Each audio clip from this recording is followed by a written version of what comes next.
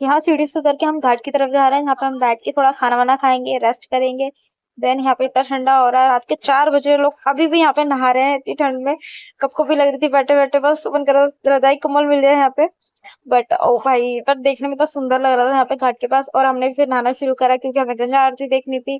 भाई मेरे से नहाया नहीं जा रहा, मैं खड़ी हूँ यहाँ पे हाथ जोड़ के, मेरे से बिल्कुल नहीं नहाया जा रहा। हिम्मत बनाकर नहा रहे हैं और थोड़े से मजे भी आ रहे हैं ठंड में।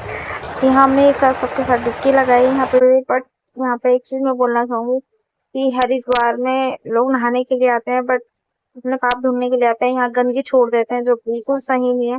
जो भी यहाँ पे आता है पर्सन, प्लीज आप ध्यान रखा करो, आप गंदगी मत करा करो। और हम सब यहाँ जल्दी से नहा धोकर गंगा आरती देखने के लिए बैठ चुके हैं, क्योंकि ऑलरेडी यहाँ पे इतनी सारी भीड़ हो चुकी थी। और बस एक तरफ निगाहें थी कि 5-10 होते ही गंगा आरती का शुभारंभ हो।